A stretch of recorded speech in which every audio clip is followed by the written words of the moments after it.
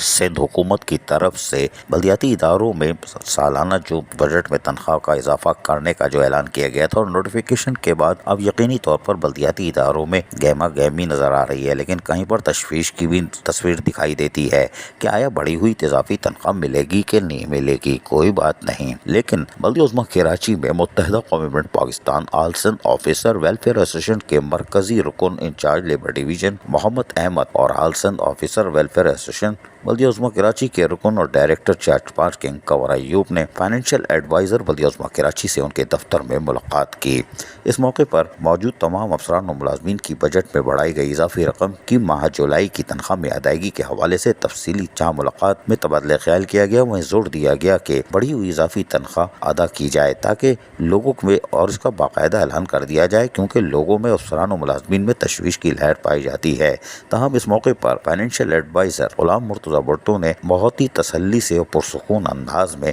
सुनी। सारी बातें सुनने के बाद उन्होंने यकीनी तौर पर एक सीनियर ऑफिसर हैं, उन्होंने कहा कि हम आपको यकीन दिलाते हैं कि तमाम वाजिबात की अदायगी के हवाले से इजाफी रकम की समरी हुकूमत सिंध को भिजवाई जा चुकी है और कोशिश की जा रही है बल्दिया उज़्मा कराची के तमाम अफसरान और मुलाजमीन को माह जुलाई में तनख्वाह इजाफी रकम के साथ अदा कर दी जाए, जिस पर मुत्तहिदा Qaumi bank Pakistan labour division के सरपरस्त आलम मोहम्मद अहमद ने कहा कि समरी तो रवाना कर दी गई है, जवाब कब आएगा, क्योंकि ओजेटी अब आने वाली है और ओजेटी से पहले महकमा फाइनेंस से रुजू करना ज़रूरी है ताकि पता चल जाए कि आया माह जुलाई की तनख्वाह के लिए इजाफी फंड्स आ रहा है कि नहीं आ रहा है, ओजेटी में इजाफा किया जा रहा है कि नहीं किया जा रहा है, ताकि अफसरान और मुलाजमीन में पाई जाने वाली बेचैनी का बल्दिया उज़्मा कराची खात्मा कर सके और वो मुतमईन हो सकें कि माह जुलाई में बढ़ी हुई तनख्वाह उनको मिल जाएगी। अज़ीज़ आरिफ, KBS बल्दियाती न्यूज़ कराची।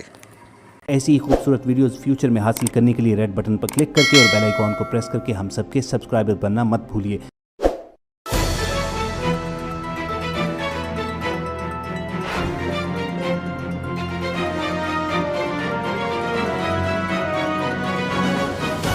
KBS बल्दियाती न्यूज़।